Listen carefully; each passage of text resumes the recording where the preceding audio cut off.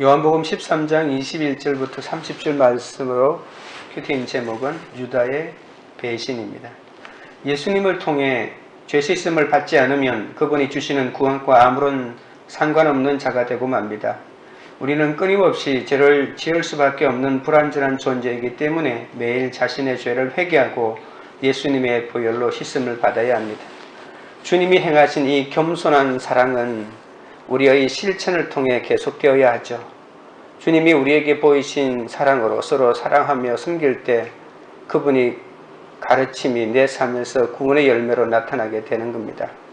주님은 제자들이 서로를 향해 손가락질을 하지 않고 허물을 덮어주며 사랑하는 사이가 되기를 원하셨습니다. 그래서 몸소 그들의 발을 씻기는 본을 보여주셨습니다. 우리 또한 믿음의 공동체에서 지체들과의 관계가 깨지려 할 때 주님이 보이신 사랑의 본을 기억하며 서로의 가장 더러운 부분을 덮어주고 씻어주는 것이 마땅합니다. 겸손한 마음으로 자신을 낮추고 상대방을 섬기는 리더십이 제자들에게도 필요합니다. 오늘날에 행해지는 여러 가지 세족식은 그런 의미를 담고 있는 거룩한 의식입니다. 나는 오늘 내가 있는 자리에서 사람들의 발을 씻기는 섬김을 하도록 부름받은 예수님의 제자입니다. 비록 나를 배신할 사람이라도 그가 주님이 보내신 자임을 알고 악을 악으로 갚지 않고 끝까지 그를 영접하고 섬겨야 합니다. 어떤 고난이 있을지라도 낙심하거나 좌절하지 말아야 할 것은 예수님이야말로 구원을 완성하는 주님이시기 때문이죠. 예수님이 제자들에게 너희 중 하나가 나를 팔리라고 하시자 서로를 의심합니다. 예수님의 설명을 듣고도 깨닫지 못하는 사이에 예수님은 가룟 유다에게 떡 한 조각을 주시자 그것을 받아 유다는 어둠 속으로 사라지고 맙니다. 첫째는 양심을 찌르는 경고입니다. 21절입니다. 예수께서 이 말씀을 하시고 심령이 괴로워 증언하여 이르시되 내가 진실로 진실로 너희에게 이르노니 너희 중 하나가 나를 팔리라 하시니. 앞서 예수님은 제자들의 발을 씻겨주셨죠. 예수님은 가룟 유다가 자신을 팔 것을 아시고 마음이 무척 괴로우셨습니다. 예수님이 괴로워하신 것은 세 번째죠. 첫 번째는 나사로가 죽은 후에 예수님이 마리아를 만나자 마리아가 믿음 없이 우는 것을 보셨을 때입니다. 두 번째는 자신의 십자가 죽음이 때가 가까이 오고 있는 것을 아실 때입니다. 셋째는 제자들 가운데 한 명이 배반할 것을 말씀하시고 난 다음 바로 오늘 본문이죠. 예수님은 마음속에 괴로움을 억제하시지 못한 채 너희 가운데 한 사람이 나를 팔 것이라고 구체적으로 말씀하십니다. 너희 중 하나가 나를 팔리라는 엄숙한 선언을 하시는 겁니다. 예수님이 이 선언을 하실 때 정언하였다라고 하는 말을 씁니다. 보통 이 정언한다라고 하는 말은 다른 사람들이 예수님을 드러날 때 하는 말이죠.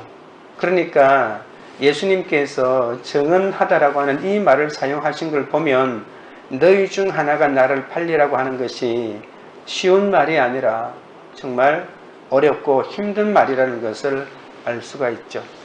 예수님의 정언은 세상에 숨어있는 악에 대하여 정언하시는 겁니다. 그것도 가장 거룩한 하나님의 아들을 친밀하게 따르는 자들 가운데 한 사람이 저지르고 있는 악에 대해서 담대하고 그리고 공개적으로 선언하는 겁니다.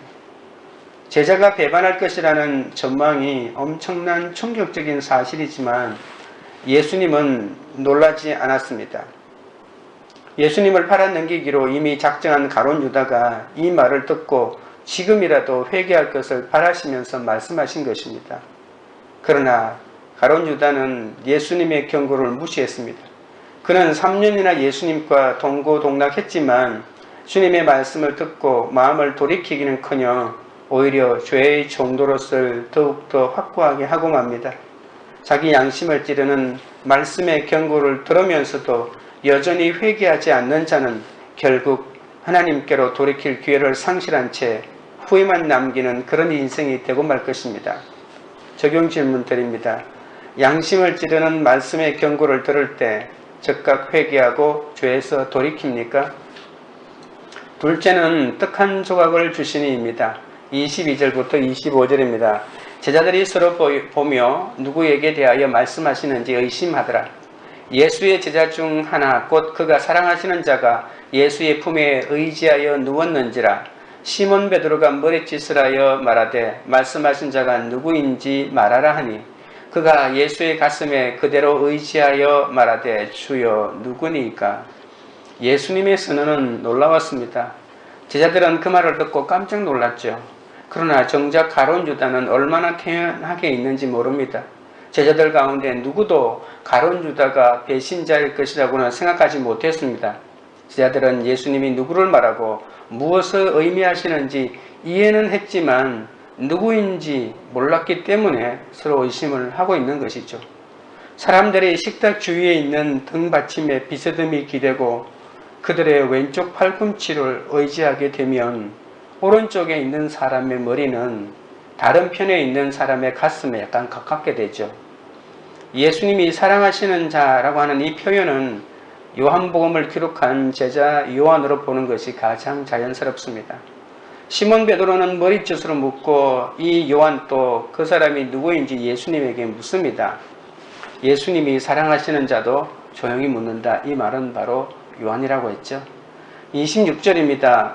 예수께서 대답하시되 내가 떡 한 조각을 적셔다 주는 자가 그니라 하시고 곧 한 조각을 적셔서 가롯 시몬의 아들 유다에게 주시니. 떡 한 조각은 어떤 조각이나 작은 양을 뜻하고 무엇의 한 조각인지는 정확하게 밝히지 않습니다. 떡이나 유월절 식사 때 양념에 적셔 먹었던 선 나물일 수도 있습니다. 하지만 18절에 내 떡을 먹는 자가 내게 발꿈치를 들었다라고 하는 말씀으로 보아서 떡이라고 보는 것이 가장 자연스럽습니다. 제자들이 예수님을 팔자가 누구인지 묻자 예수님은 가룟 유다에게 떡을 주시면서 할 일을 속히 하라고 말씀하십니다. 중동 지방에서는 식사 자리에서 주인이 떡을 찍어주는 것이 손님에 대한 최고의 호의의 표시였거든요. 이렇게 예수님이 자신을 팔자가 유다라고 밝히시지 않으시고 떡을 주신 것은 다시 한번 그에게 회개할 기회를 주신 겁니다. 가룟 유다야, 나를 팔자가 바로 너구나. 내 마음속에 있는 그 음모를 감추고 있지 않느냐. 내가 정말 진실한 하나님의 사람이 되기를 원한다면 지금이라도 돌아서는 것이 어떻겠니? 라고 하는 이러한 간절한 바람이 예수님 속에 들어가 있던 것이죠. 예수님의 이 행동은 사랑하는 제자의 물음에 대한 답이기도 하지만 유다에 대한 예수님의 유다를 향한 특별한 사랑에 대한 표현이기도 합니다. 예수님은 유다의 예정된 배반으로 괴로우셨지만 끝까지 그가 돌이키시기를 바라시면서 그를 사랑하는 거죠. 27절입니다. 조각을 받은 후 곧 사탄이 그에게 들어간지라. 이에 예수께서 유다에게 이르시되 내가 하는 일을 속히 하라 하시니 유다가 조각을 받자마자 사탄이 그 속에 들어갔습니다. 예수님께서 떡 조각을 주셨기 때문에 사탄이 들어간 것은 아닙니다. 회개를 촉구하는 마지막 떡 조각을 받았음에도 불구하고 예수님의 사랑의 제의를 철저하게 묵살해 버림으로 끝내 사탄의 도구가 되고 마는 것이죠. 예수님의 그 도움을 거부했기 때문에 사탄이 들어간 것이죠. 우리가 2절에서 마귀가 가룟 유다의 마음에 예수님을 팔려는 생각을 넣었다라고 하지 않았습니까? 팔려는 생각을 넣었는데 이제는 사탄이 그 속에 들어갔다는 것입니다. 유다는 혼자서 행동하는 것이 아닙니다. 내가 생각하고 말하고 행동하는 것이 나 혼자의 생각인 것 같지만 여러분 자세히 보시면 내 속에 사탄의 사주가 있습니다. 사탄은 예수의 죽음이 제자들에게 어떤 결과를 가져올지 몰랐습니다. 그냥 예수를 죽이면 사탄이 이기고 승리할 줄 알았습니다. 히브리서 2장 14절에 15절에 보시면 죽음을 통하여 죽음의 세력을 잡은 자, 곧 마귀를 멸하시며 또 죽기를 무서워함으로 한평생 매여 종로로 타는 모든 자들을 놓아주려 하심이라고 말하고 있거든요. 만일 마귀가 자신의 권세가 예수님의 죽음으로 멸망당할 것을 알았다면 마귀는 유다에게 예수님을 팔려는 생각을 넣거나 배반하도록 유다 생각에 들어가지 않았을 것이죠. 내가 하는 일을 속히 하라 하시니 라고 하는 이 말은 내가 그토록 그 일을 하고 싶다면 내가 원하는 대로 하라는 것이죠. 그냥 네 마음대로 하라가 아니고 이 마지막 말 속에도 네가 그토록 그 일을 하고 싶다면 내가 원하는 대로 하라는 그런 뜻입니다. 마침내 주님께서 포기하실 수밖에 없습니다. 그렇게 설득하고 예수님의 마음을 전달했는데도 거부한다면 포기할 수밖에 없는 것이죠. 그토록 가고 싶다면 너의 길을 가라는 것입니다. 예수님과 가룟 유다의 관계가 끊어져 버리는 비극적인 순간입니다. 28절 29절입니다. 이 말씀을 무슨 뜻으로 하셨는지 그 앉은 자 중에 아는 자가 없고 어떤 이들은 유다가 돈꾀를 맡았으므로 명절에 우리가 쓸 물건을 사라 하시는지 혹은 가난한 자들에게 무엇을 주라 하시는 줄로 생각하더라. 예수님이 배반자가 누구인지에 대해 하신 말씀은 사랑하시는 제자만이 들었을 것이 분명하지만 예수님이 유다에게 그가 하려고 하는 일을 속히 하라고 말씀하셨을 때는 다른 제자들도 다 들었거든요. 유다가 방을 나서는 것을 보자 예수님이 사랑하시는 제자에게 유다를 배신자로 지목하시는 말씀을 듣지 못했던 제자들은 유다가 회개의 담당이기 때문에 명절에 우리가 쓸 물건을 사라고 지시를 받고 나가는 거구나라고 생각했던 거죠. 물론 지금 6월절 식사가 한창인데 무슨 다른 명절에 쓸 물건을 찾는단 말인가라고 생각할 수 있겠죠. 그러나 이 물건은 6월절 식사를 위한 것이 아니고 한밤중에 시작되는 무교절을 위한 것이라고 봐야 합니다. 6월절, 이 절기는 6월절은 하루만 딱 있는 절기입니다. 근데 6월절이 끝나는 바로 그 저녁부터 바로 일주일 동안 무교절이 바로 시작되거든요. 그러니까 6월절보다도 이 무교절이 더 긴 명절입니다. 그래서 무교절에 필요한 음식을 사러 가는구나 이렇게 생각했다는 거죠. 유대법에는 거스름돈을 주고받지 않는다면 6월절 밤에도 음식을 구입할 수 있다고 되어 있습니다. 어떤 물건을 미리 맡겨놓았다가 또는 명절 후에 지불할 수도 있기 때문에 그러한 거래가 가능한 거죠. 제자들이 생각하기에 예수님이 유다를 보낸다고 생각한 또 다른 이유는 가난한 자들에게 무엇을 주기 위해서라고 생각했습니다. 6월절 동안 가난한 자들에게 기부하는 것이 하나의 관리였기 때문에 미처 누구에게 무엇을 주기로 했는데 다 못했기 때문에 지금이라도 빨리 가서 주고 오라고 하는 줄 생각했다는 거죠. 제자들은 이 마지막 순간에도 자신들과 3년 동안 함께했던 유다가 은 30냥에 주님을 팔아넘길 것이라는 생각은 꿈에도 못했습니다. 그만큼 가룟 유다는 철저하게 이중적이었다고 볼 수가 있습니다. 제자 공동체에서 나름대로 신망도 있었기 때문에 회개를 맞지 않았을까요? 돈을 관리하는 일은 아무에게나 맡기지 않으니까요. 그러나 그는 스승을 죽음의 자리로 몰아넣을 음모를 마음에 담고서도 끝으로는 완벽하게 위장하고 있는 완전한 위선자였다는 것을 알 수 있습니다. 어떻게 양심을 가진 인간이 이처럼 완전한 이중인격자가 될 수 있을까요? 베다니에서 마리아가 예수님의 발에 지극히 비싼 향유를 부었을 때 가룟 유다는 가난한 자들에게 줄 수 있는 돈을 저렇게 허비한다고 비판했지만 이 가룟 유다의 마음에 대해서 바로 성경이 기록하고 있는 거죠.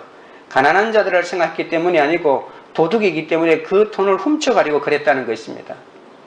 유다는 예수 공동체에서 회계 담당자였는데 예수를 팔려는 생각을 하기 전에 이미 횡령죄도 마음속으로 저질렀다고 볼 수가 있겠죠. 내가 죄악의 길에 들었을 때 그 즉시 하나님의 진노가 따르지 않는 것은 내가 스스로 돌이키기를 바라시는 그분의 특별한 사랑인데도 불구하고 이것은 하나님도 모르는 일이라고 생각하시면 하나님의 나중에 처절한 심판을 당할 수밖에 없는 것이죠. 하나님이 모르시는 것이 아니고 참으시는 것이고 다시 한 번 더 기회를 우리에게 주는 것이니까 말씀을 묵상하여 하루속히 그 죄에서 돌이키셔야 합니다. 적용 질문 드립니다. 죄악 중에 하나님의 깊은 사랑을 경험하고 돌이킨 적이 있다면 언제입니까? 셋째는 어둠 속으로 떠난 유다입니다. 30절입니다. 유다가 그 조각을 받고 곧 나가니 밤이르라. 가룟 유다는 예수님이 주신 떡 한 조각을 받았지만 그것을 먹지 않고 밖으로 나갑니다. 예수님이 제공하신 떡 한 조각은 사랑의 마지막 징표였지 않습니까? 하지만 가룟 유다는 그 사랑을 거부하였습니다. 유다의 마음은 확고했습니다. 유다는 예수님을 배반하기 위해 곧장 식당에서 일어나 밖으로 튀어나갑니다. 유다는 예수님의 회개 촉구를 거부하고 오히려 욕심으로 죄악의 길을 선택하였습니다. 자신에게 주어진 자유의지로 생명의 길이 아닌 죽음의 길, 파멸의 길을 택한 것이죠. 그런데 오늘 본문에 보십시오. 나가니 밤이래라. 이렇게 합니다. 밤에 대한 언급은 물리적인 시간으로 밤이라고 하는 의미도 있지만 상징적인 의미의 밤이라는 뜻도 있습니다. 예수님을 떠난 유다가 예수님을 배반함으로써 영적인 어둠 속으로 들어가고 있다는 뜻입니다. 예수님을 거부하고 배신하기로 하면서 예수님과 반대의 길로 들어갔는데 그 길이 바로 어둠의 길이라는 거죠. 그가 어두운 밤길로 나간 것은 빛이신 예수님을 배반하고 사탄에게 팔려 어두운 밤길로 내몰린 그의 영적인 상태를 적나라하게 보여줍니다. 요한복음에서 등장하는 밤은 다 부정적인 뜻을 가지고 있습니다. 니고데모도 밤에 예수님을 찾아왔다고 했죠. 니고데모는 영적인 일에 대해서는 아무것도 알지 못한 채 예수님을 만나러 왔던 것입니다. 그러니까 니고데모는 예수님을 만나기 전에는 이러한 영적인 어둠 속에서 살았다는 것을 표현하는 것입니다. 요한복음 9장 4절에서도 말했지만 예수님은 낮 동안에는 하나님의 일을 하신다고 합니다. 밤이 오면 아무도 일할 수 없습니다.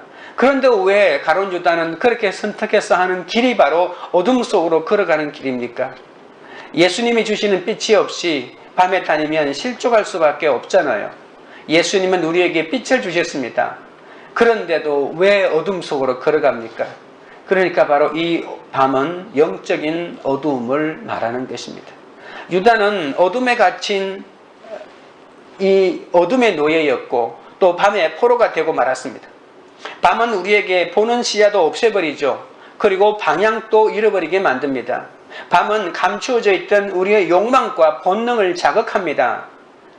그런데 왜 그 어둠 속으로 들어갑니까? 아무도 안 보니까 죄를 짓고 싶습니다. 아무도 안 보니까 누구랑 어떤 짓을 해도 들키지 않을 것이라고 생각하는 거죠. 그러니까 이 어둠은 바로 우리의 숨겨져 있는 본능이 욕망을 치는 그런 곳입니다. 내일을 생각하지 않고 불 속으로 뛰어드는 나방처럼 환락과 쾌락 속으로 뛰어들려고 부추기는 것이 바로 어둠 아닙니까? 얼마 전에도 큰 도시의 시장으로 있던 분이 직원을 성추행했던 사실이 드러나고 경찰이 조사한다는 그 소식을 듣자마자 그날로 목숨을 끊어버리는 사건이 있지 않았습니까? 자신이 한 어둠의 일이 세상에 밝혀지기만 해도 부끄럽고 수치스러워 목숨을 끊어버릴 수 없다는데도 그것을 분명히 알고도 그 어둠의 욕망을 끌어내지 못하고 계속해서 그 어둠 속에 거하는 것이 바로 인간 아닙니까? 이처럼 밤은 자신과 세상을 동시에 상실하게 만들기 때문에 밤의 어둠을 경계하지 않으면 큰일 납니다. 그런데 놀라운 사실은 밤에도 하나님의 역사가 일어난다는 것입니다. 겟세마네 동산에서 기도하실 때도 한밤중이었습니다. 십자가에서 돌아가신 예수님께서 부활하신 시간도 새벽이 되게 지는 칠흑 같은 어둠 속에서 일어난 일입니다. 눈을 뜨고 있다고 다 보는 것이 아니듯이 눈을 감고 있다고 보아야 할 것을 다 보지 못하는 것도 아닙니다. 아무리 햇볕이 내려져도 잠에 골아떨어진 자에게는 낮이 밤 아닙니까? 깊은 밤중이라도 깨어있는 자에게는 밤이 낮이 됩니다. 밤하늘에 별을 보는 자는 드는 밤을 걷고 있는 것이 아닙니다. 나침판을 보는 자는 어둠 속에 있어도 방향을 잃지 않습니다. 사망의 엄침한 골짜기를 가는 자라도 주님 품에 안겨 있다면 그것은 사망의 엄침한 골짜기가 아니라 바로 주님의 품 아닙니까? 눈을 들어 하나님을 바라보는 자에게는 영혼의 밤이 없습니다. 성령의 인도하심을 받는 자에게는 어둠이 드는 어둠이 아닙니다. 우리는 시간을 허비하지 말고 주님이 일하시는 이 낮 동안에 말씀대로 믿고 살고 누리는 믿음의 행진을 멈추지 말아야 합니다. 제 아무리 세상에서 화려하고 능력 있는 삶을 산다고 할지라도 예수님 없는 인생은 밤과 같은 암흑 속에 살아가는 인생임을 결코 잊지 말아야 합니다. 적용 질문 드립니다. 내 욕심이 미혹되어 예수님이 안 계신 어둠의 길을 스스로 선택한 적은 없습니까? 기도드리겠습니다. 하나님 아버지, 하나님께서 맡겨주신 인생이 더없이 소중하고 아름다운데도 나의 욕망 때문에, 나의 본능 때문에, 나의 이기심 때문에 내 영혼을 스스로 어둠 속에 가두고 인생을 의미 없이 허비해버린 어리석은 인생을 살았사오니 주여 용서하여 주시옵소서. 잃어버린 시간을 되돌릴 수는 없지만 새롭게 주어지는 매일의 삶을 주님을 위해 살기 원합니다. 매일 큐티 말씀으로 주님의 주상 같은 말씀을 듣고 미움과 질투에 사로잡혀 잊지 않게 하시고, 양심을 찌르는 말씀을 듣고 즉각 회개하게 하여 주시고, 이제는 더는 죄의 종노릇하지 않도록 주여 인도하여 주시옵소서. 죄 가운데 있는 나를 포기하지 않는 하나님의 깊은 사랑으로 붙들어 주신 주님께 나의 모든 삶을 내어 맡깁니다. 이제는 어둠의 길에서 돌이켜 빛의 길로 생명의 길이신 주님과 동행할 수 있도록 도와주시옵소서. 내 욕심에 미혹되어 예수님이 안 계신 어둠의 길을 스스로 선택하지 않도록 주님께서 도와주옵소서. 세상이 아무리 캄캄하다 할지라도 눈을 들어 하나님을 바라보게 하시며 내 영혼의 밤이 없도록 도와주시옵소서. 이 땅에 많은 청소년이 포기하지 않으시는 주님의 사랑을 경험하여 삔된 이곳으로 나올 수 있도록 주여 돌이켜 주옵소서. 광교 우리들 교회가 날마다 말씀 묵상 속에서 말씀의 인도하심을 받아 어둠의 노예로 전락하지 않는 공동체가 되게 하여 주옵소서. 날마다 말씀이 들리는 그 구조 속에서 깨어 기도하며 밤에 다니지 않는 공동체가 되게 하옵소서. 성령의 조명 아래 거함으로 어떤 정욕과 욕망의 어둠 속에서도 오직 주님만을 바라보며 승리하게 하여 주옵소서. 아직도 영적 흑암에 놓인 열방의 영혼들에게 예수 그리스도의 십자가와 부활을 전함으로 밤중을 걷는 절망하는 영혼을 살리는 그런 교회가 되도록 인도하여 주시옵소서. 예수님의 이름으로 기도드립니다. 아멘.